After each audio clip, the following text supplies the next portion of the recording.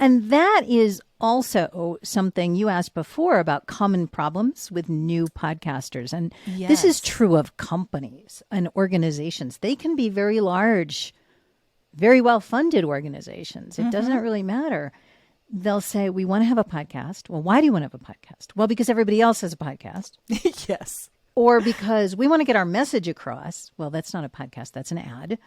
Go buy ads on somebody else's show. Yeah, exactly. Or they simply don't really know. They think it would be a good vehicle, but they don't really know. And therefore, it's very hard to make us succeed.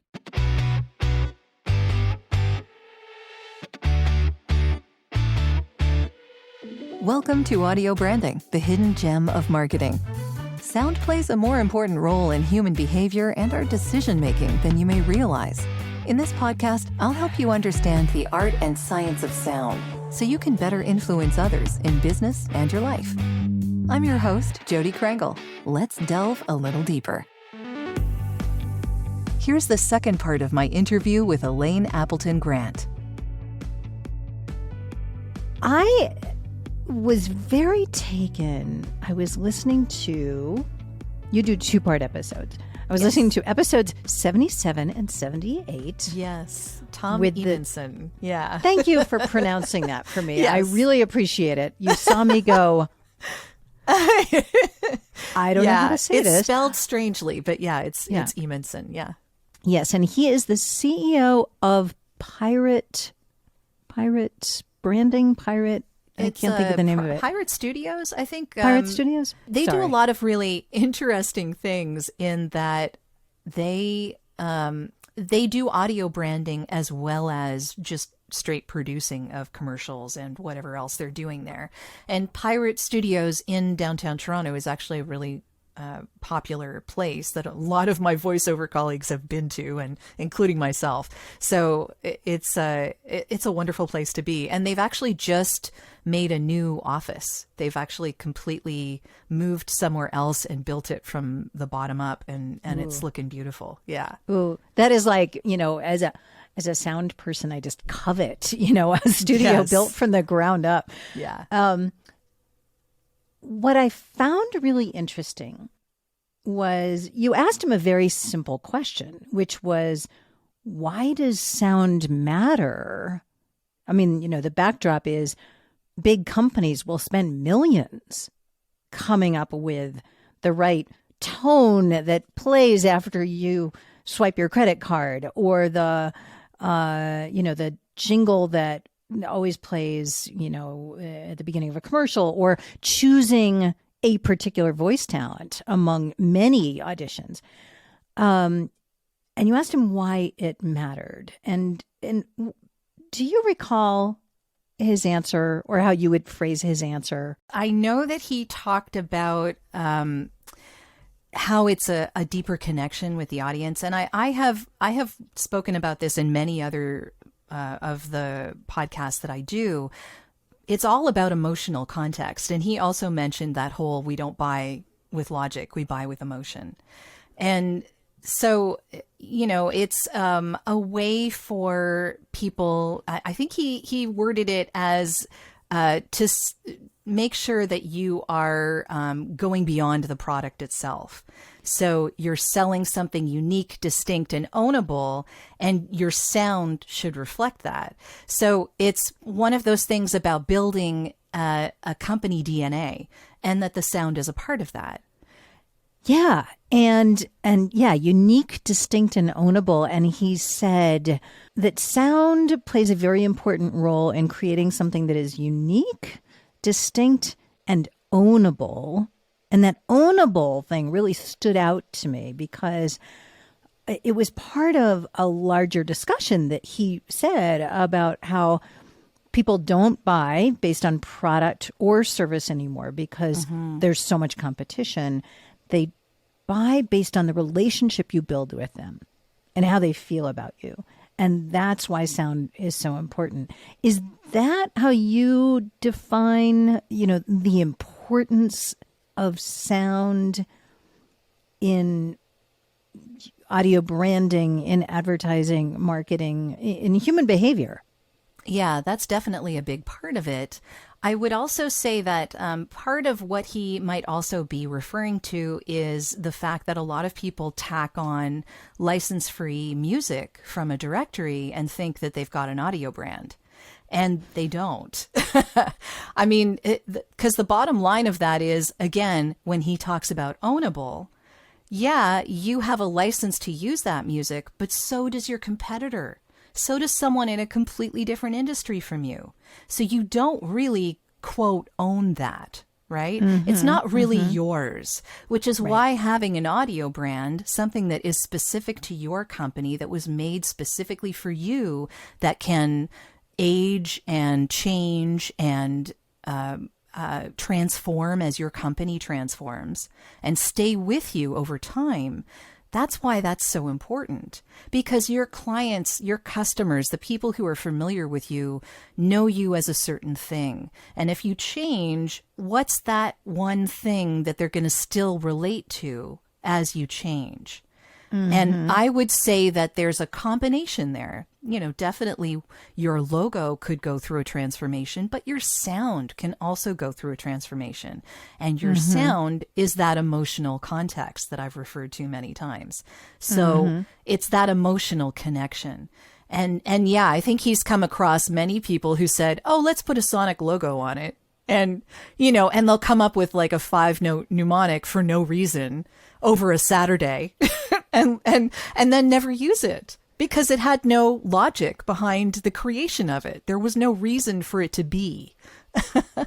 Well, and that is also something you asked before about common problems with new podcasters. And this is true of companies and organizations. They can be very large, very well-funded organizations. It doesn't really matter. They'll say, we want to have a podcast. Well, why do you want to have a podcast? Well, because everybody else has a podcast. Yes. Or because we want to get our message across. Well, that's not a podcast. That's an ad. Go buy ads on somebody else's show. Yeah, exactly. Or they simply don't really know. They think it would be a good vehicle, but they don't really know. And therefore, it's very hard to make it succeed, which is, he was talking about the same thing with a mnemonic. Yeah. So that's basically like 5 notes, like a sonic logo. That's kind of what he's referring to. But if you're talking about, why a brand should have an audio brand, like why should a brand have a podcast? And what I was taken by is that they go through this very detailed strategy work up front so that there is a rationale behind the music you choose. I actually worked with a sound designer to choose the music for my show, Sound Judgment. And that was more than really the music, interesting. Though. Oh, it's way more than the music. That's just a little tiny piece of it. And so like when I work with organizations, it's a ton of strategy first.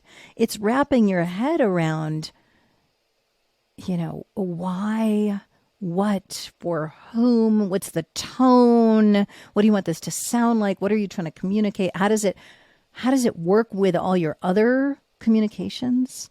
That's a good one. Yeah. You know, and are you doing the level of quality of your other media, whatever you're putting out? It could be blog posts. It could be ads. It could be anything else that you're doing.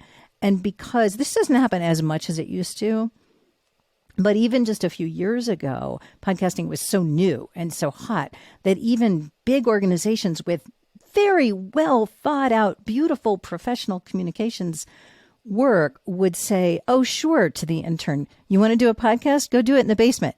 It's fine. Go do whatever you want.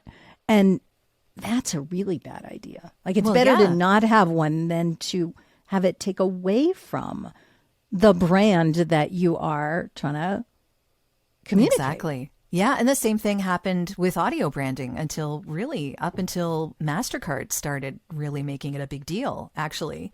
MasterCard did a whole audio brand. I don't know, maybe it's like 3 or 4 years now.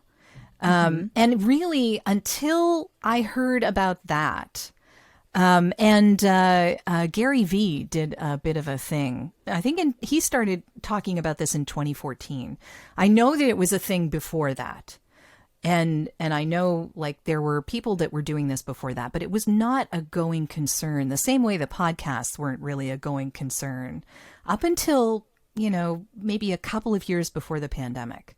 Mm-hmm. And then it started becoming a much more going concern type thing. But the same way that you were saying, oh yeah, okay, let's have a podcast and the intern can do it in the basement.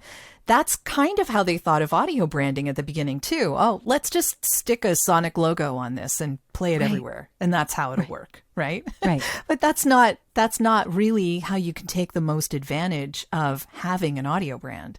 There's so much more to it. Just like there is so much more to having a podcast.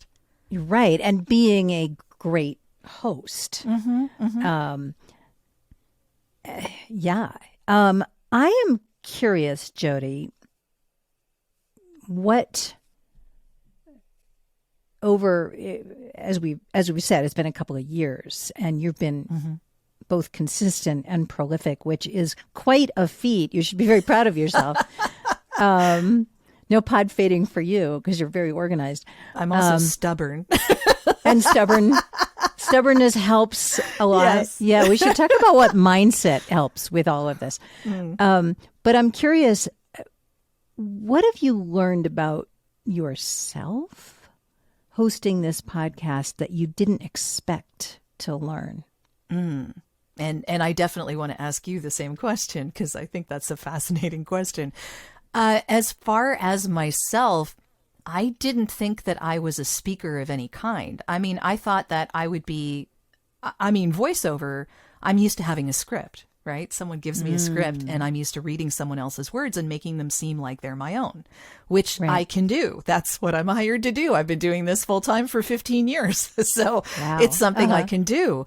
But actually speaking my own words and making them sound like that someone should care about them, for instance. And having a podcast where I'm hoping that someone is going to care about what I'm speaking about and being passionate enough to get that thought across is a lot more work than I thought it would be, but it's also really rewarding. And that's kind of what keeps me going as well, because I'm pretty passionate about what I talk about. And I like getting that across to people. How I get that across has been something I've had to learn because I say ums and and like and all of these things very, very often. And it's something that I definitely need to train myself more on. I don't think I will ever be perfect as far as that is concerned. And a lot of us, I think, go through the same issue. But being able to speak my mind on the spur of the moment as a host, asking questions about what I am curious about and being an active listener in the moment when I'm talking with someone, that is something that I've had to learn because being a host is very different from being a guest, as you probably know. Yes, it is. Yeah. So not only do you need to lead the conversation, but you need to ask the questions that you think your audience would want to know the answers to. Yes. And that becomes a skill. Very much a skill. And it's a skill that I will probably never stop learning. I think that is, you just hit the nail on the head, that there's no end to the learning. That's a big part of why I started this podcast is because I've been, reading about story structure and leads and writing since I was, 15 or 16. I'm from a family of journalists. My father had an ad agency and a sound studio in our basement. Wow. That's pretty awesome to grow up with. Yeah. It was small, but, this was in the DNA, I guess. Sure. But I've always been, I've always read everything I could get my hands on about writing. And then, audio storytelling. It's a little surprising that I've never really made the leap to video, but I'm happy here. I agree. Yeah. Yeah. And so part of it just came from my own, like, what can I learn from these people who are so varied, so different in their talents, in their tone, their style, their content, and yet they're magnetic to their audiences. I love learning this stuff. So the passion I can see will keep me going for a long time, but the learning never stops. You can always improve. So true. Both of these skills, I think. Yeah, very much so. It's something that never ends. And yeah, I don't see an end in sight. I mean, 160 episodes and I'm still going and I still have people to talk to. So yeah, I mean, it kind of never ends. But yeah, there are some, probably you've come across this, there are some universal qualities and skills that go into what you talk about with the hostiness. And did you define that before? I don't know if you actually said what that was. I may not have answered your question. Well, because it's okay. We've been all over here. Yes. This is why a framework script is so helpful. Yes. But I did not answer the question of define hostiness, because if you look in Webster's, it's not there.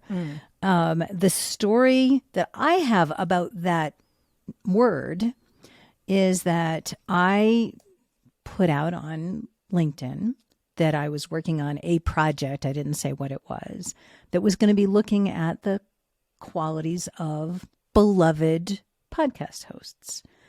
And John Barth, who we talked about earlier, wrote to me. I did not know him and had met him once, and said, "Oh, we used to talk about hostiness all the time at PRX."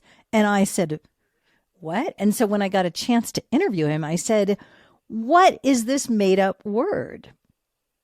And he started to laugh and he said, "What is hostiness? That must be why we talked about it all the time." Because it's sort of like saying, what is star quality in Hollywood? Well, you know it when you see it or you feel it or you hear it, but you can't say it's the same thing with everybody. What he arrived at is it's that feeling that when you meet somebody that you never want the conversation to end, or that you see them on stage. Perhaps he said you see them on stage and you never want that performance to end. You just want to be there. I think it is a combination of many things. And my quest with sound judgment, and it has become a quest, is to try to identify some universal qualities so that we can say hostiness is made up of these 10 things. They look different for different people. So, for instance, one of them that is readily apparent to me, even just after a very short season, is, or maybe many, many years in radio. I'm sure that helps. doesn't hurt. Yeah. Is the ability to provide psychological safety. Both to your guest or your sources, right? In narrative nonfiction, you may be talking to many, many people, but they're not guests. You're researching, you're reporting. And actually to yourself as well. Because if you as a host don't feel safe, you're going to be unnatural, to get back to that whole thing. And people do it in very different ways and for very different reasons. You know, when Stephanie Whittleswax of Last Day, that is a narrative nonfiction, very emotional podcast that deals with substance abuse and suicide and guns, goes to interview a couple who lost their son to suicide by a gun. The ability to create psychological safety with that couple, the skills involved, the way they go about that, and I say they because there's a team in that case, is very different than the psychological safety that, say, Anne Bogle, who's the host of What Should I Read Next, offers to, the mother and daughter pair who are, 50 and 80, coming on the show to say, what should I read next? Here's what I've read for the last X number of years, and I'm looking for a new book. Totally different. But the quality, the need to build that relationship appears to me to be universal. Sure. So many different ways to go about it. So that's one. Another is that genuineness. I am who I am. I'm not trying to be Ira Glass or trying to be Walter Cronkite or whatever. I know my own voice and I can be comfortable with it. And therefore we hear that. I know that we're all dealing with a lot of stuff these days, so I particularly wanted to acknowledge those that have taken the time to leave honest reviews of this podcast. Like Pamela Muldoon, who says, audio as part of your marketing strategy. I could not agree more with Jodi's assessment that audio branding is the hidden gem of marketing. Now more than ever, how your brand sounds is becoming just as important as it looks and feels. The short, succinct episodes of this podcast, and I think she's referring to my solo episodes, are filled with nuggets, easy to listen to, that voice, thank you very much, and are perfect for binging. Nice work, Jodi. Well, thank you, Pamela. It means a lot to me that you're getting some good information here. Thanks again for the review. And now, back to the show. Yeah. And considering when we hear that in a voice, because that kind of leads to another question, in that we create deeper connections with our voices, but are there voices that we trust more than others, and why would that be? So, knowing yourself and being able to get across the idea that you are genuinely being yourself is probably a big part of that. But I'm curious if there are others that you might have come across. I love the question. Why do we trust some voices more than others? And, that is a question that I'm going to add to my quest to define hostiness. Honestly, because when I think of very famous hosts, and they may have started in radio and, their shows have become podcasts. Ira Glass is an obvious one. Terry Gross is perhaps the most famous of hosts that way, who we trust. There are other hosts who, some people absolutely adore, but others, find grating, like Krista Tippett of On Being, has been on the radio and in podcasts for 20 years or so. And she's beloved by some, and others are like, oh, I just can't even listen. And so there is a certain amount of beauty in the eye of the beholder. There's also another really important question, which just gets more important by the day. And this goes right back to trust, is who's the listener, and where does culture and race and ethnicity and age come in? Good questions. Right. So, I have a very close friend, Denise Soler Cox, who is a filmmaker, and she's had a podcast. She's a public speaker. And she is Latina. And she talks about, the name of her film is Being Enya. And an Enya, in her definition, is someone who was born here but has at least one parent who was born in a non-English speaking country, in a Spanish speaking country. And it is a very large and very rapidly growing population of people from all over any Spanish speaking country, from Mexico to Spain to, the Caribbean, you name it. And it's not a monolithic group. They often get treated that way. And so more and more, we're wanting to hear voices that speak to us.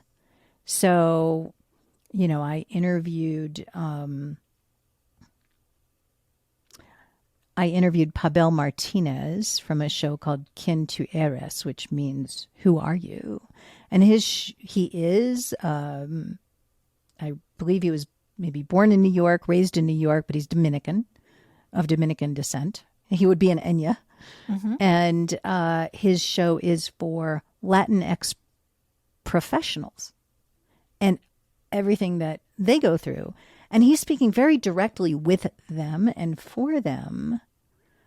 And, if I tried to have a show about the same topic for them, they would laugh me out of the room. Oh, right? of course. Like I have no credibility whatsoever. So I think that there is a piece of that is very cultural and very important that we don't really talk about that much. Well, I love that podcasting is going there, right? Podcasting can go there because there's, anyone can get involved. It's one of those things that diversity of voice is needed and craved. And people like to, just like they like to see themselves on screen, they like to hear themselves in radio and in podcasting. So I think that the whole wide world is open as far as podcasting is concerned. And I love that about the medium. And definitely this is something that is filtering into voiceovers as well, because now you're hearing a lot more diverse voices, yes, I'm, I present as a white woman, in mid-age, it's so there's a lot of me out there. But there could be less of me, and it would not take away from the fact that other people should hear themselves. That I'm not worried that I'm going to get less work. Let's just say that that's not the issue for me. The issue is that I want everyone to be represented so that they can recognize themselves and then go out into the world feeling proud of who they are, because that's important for all of us. It is absolutely, it is crucial for all of us to be able to be empowered and act in the world, and to, we are rapidly becoming in the U.S. a majority minority country. And I believe that'll be like by 2050 or so. And so, a lot of this is following the culture, following the demographics. And I mean, there's a lot to say about that, of course, but. Well, it's not a zero-sum game, right? Just because someone else has more doesn't mean I have less. Do you know what I mean? Oh, no. That's. No. Yeah. And that's a big issue. I think a lot of people are coming to terms with that they need to pay attention to that.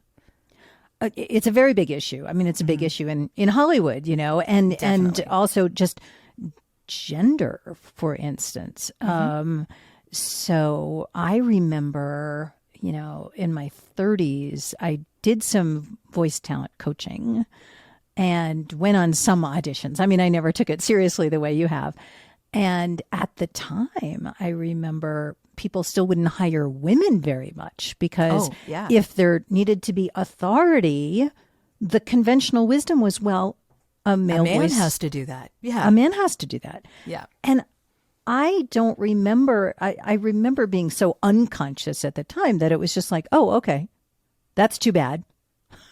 Well, luckily, I assume. I mean, has that changed in the voice It talent definitely business? has changed. Yeah, there are more women doing promo. There are more women. When I say promo, I mean like announcing TV, on the TV, on the channels, saying what show is coming up, et cetera, et cetera. Like you would never, years ago, you wouldn't hear women doing that at all.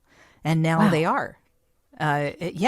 So, I mean, it depends on the network. Generally, you have a feel of a voice for a feel of a network, right? So you kind of that goes hand in hand. That's a lot like audio branding, right? Yeah. But they never would hire women for trailers. And, anything healthcare related, normally it was like they wanted the doctor voice, right? They didn't want the nurse voice. Right. And the doctor voice, right? Doctor voice was defined as like a middle-aged white man or older, right? Yes, exactly. Marcus Welby back in my mother's day. Yes. Yeah. Yeah. Or car commercials. Like you would never hear a woman on a car commercial. And now that happens all the time. Not as much as we would wish, much. Right.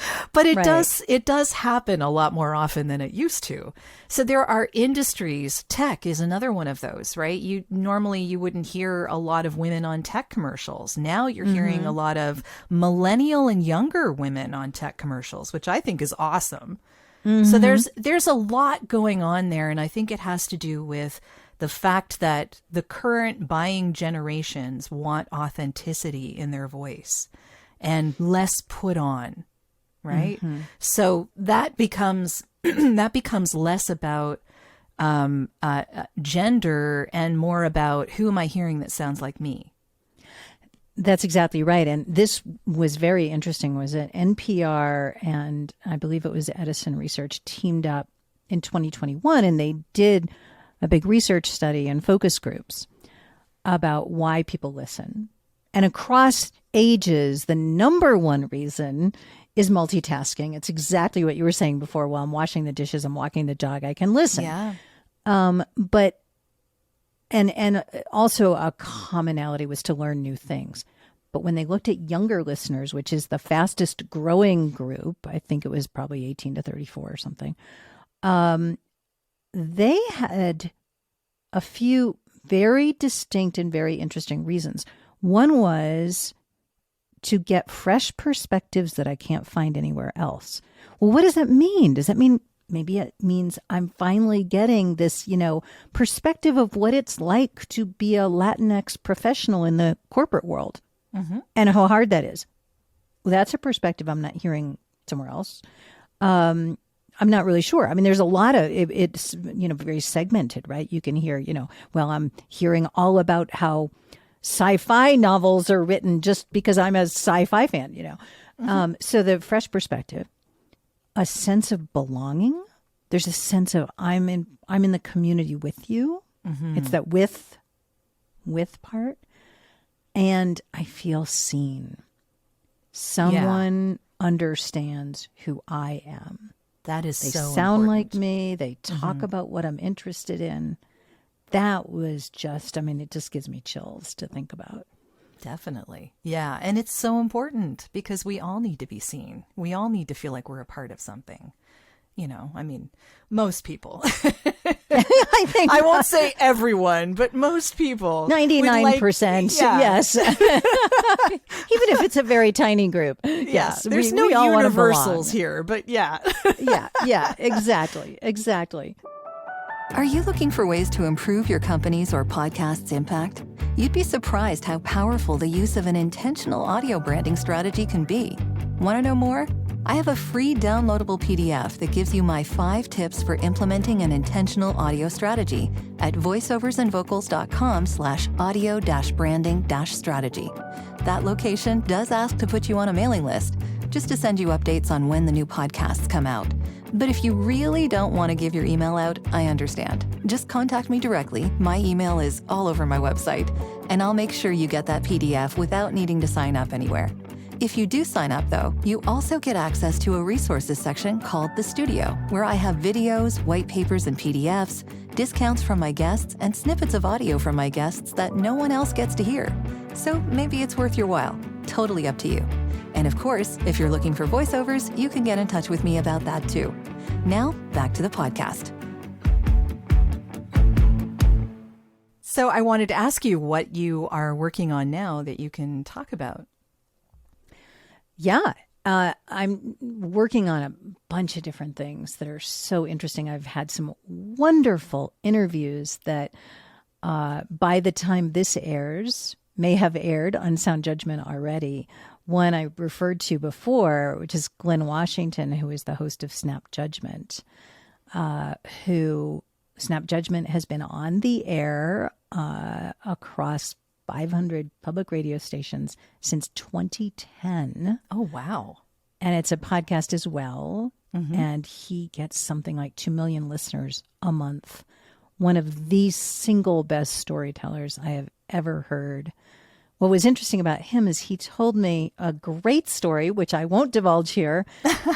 We'll have to listen. You'll have to listen. That the word hostiness literally changed his life. Oh, wow. Okay. Literally changed it. My jaw dropped.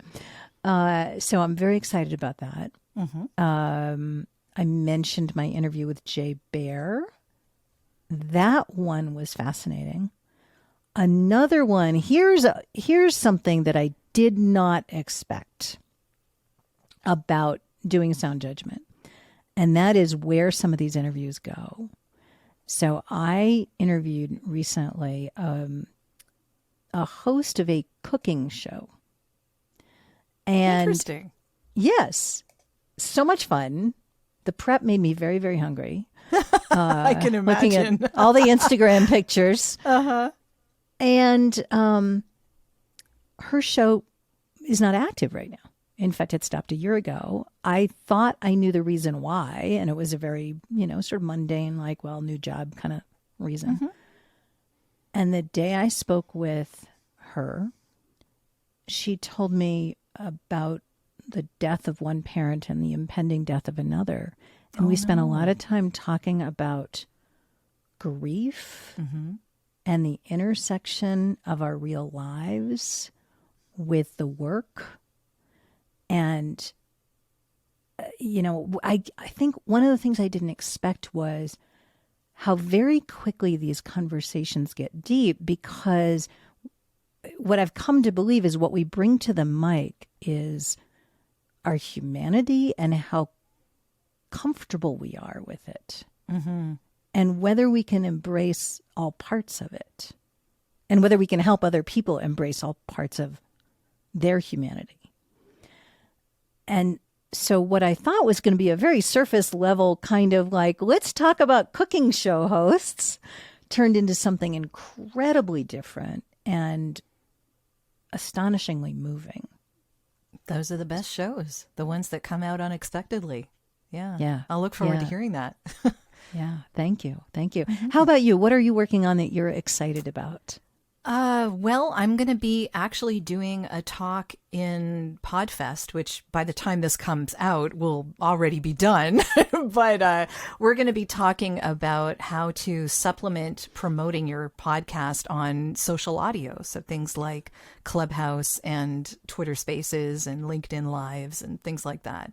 So yeah, it'll be a really interesting conversation. Myself and 3 other panelists. I'm going to be leading a chat kind of like I do in my clubhouses. So, and you have been extremely busy with social audio in addition to producing this great podcast. And it's been really impressive to see building a community and leading, a variety of these conversations. And I think I've dipped in once or twice, but I always intend to get there more often and to try it myself. It's one thing to be behind a mic, and it's another thing entirely to be sort of out there live.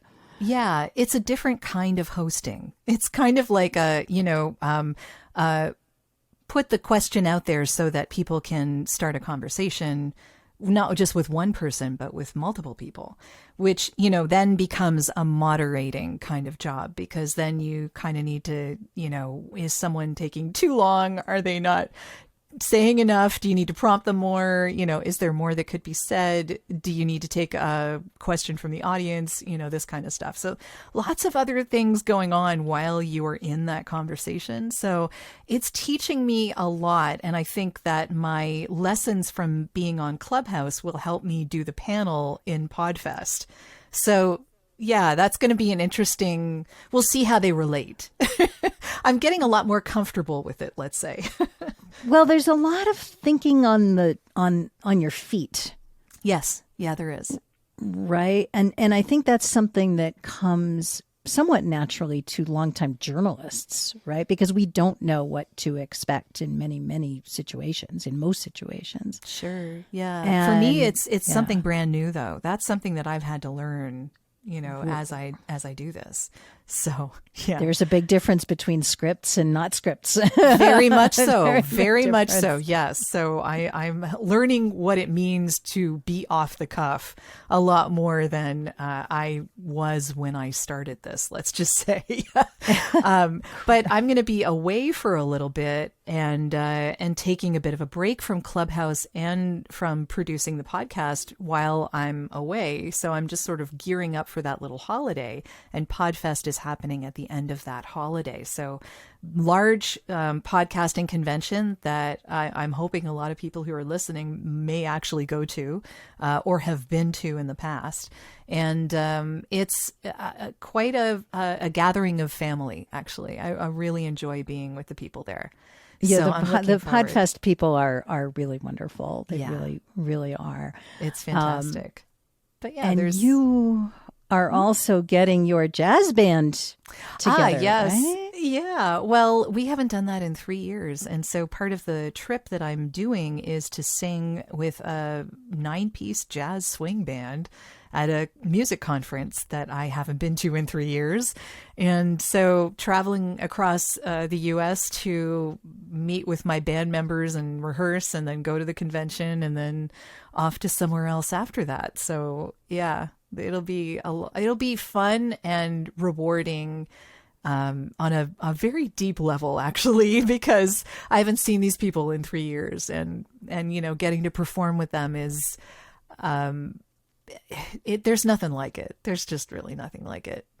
There really is nothing like performing in front of an audience. It's different, and I don't do it a lot. Yeah.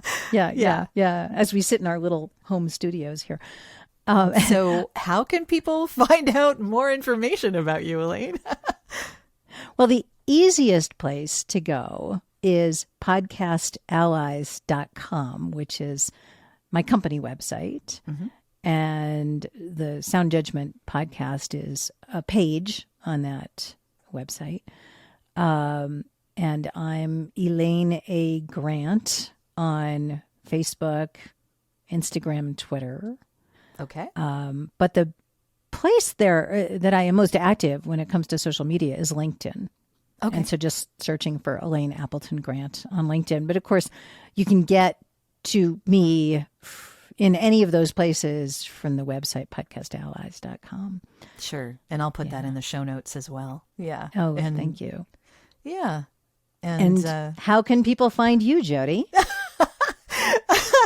Well, I am at voiceoversandvocals.com. And again, the page for the podcast is audiobrandingpodcast.com, which goes to a page on the first website that I mentioned. So it's all there. And I am Jodi Krangle on all the social medias. LinkedIn is probably the best place to reach me. Again, you can find me by my name, but I'm on Facebook and Twitter, and I'm also testing Mastodon and Post.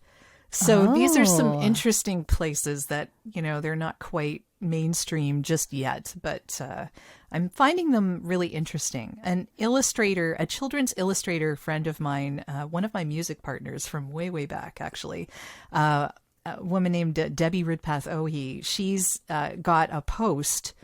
She started working on putting up longer posts that are almost blog-like on Post. And Post allows you to do things like format what you're putting up there. So you can add bold and underline and italics and stuff like that and use different fonts. And it's actually really an interesting medium that I'm experimenting with. So, yeah.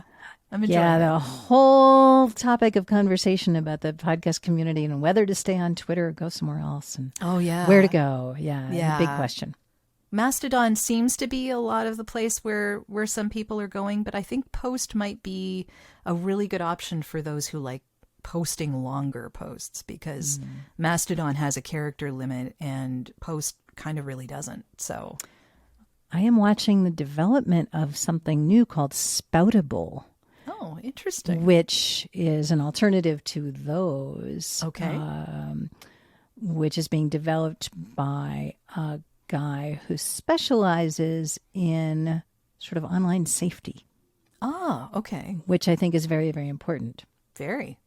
Yeah. Yeah. Well, we'll have to see how this develops over time. Exactly. Yeah. But thank you so much. This has been the most awesome conversation. So much fun. This has been so much fun. Jodi, you and I always have a lot to talk about. I love the overlaps between our industries and between our curiosities, and how much I learn from your show that I go, that applies to podcast hosting. And likewise. That makes sense. Yeah. Yeah. There's a lot to learn in both industries. And I think, as you say, they relate a lot to each other. We'll have to do a Twitter space conversation together. I would love that. Or Anytime. a Mastodon space or Clubhouse or something, some online conversation somewhere. Yeah, I have Clubhouse conversations on podcasting all the time. So yeah, would love to do that. That would be great. Terrific. Okay. Thanks, Jodi. Thank you. Well, that's the end of this episode. Thanks for listening. And if you like what you heard, why not tell a friend about this podcast? It's available in all the usual locations. Until next time.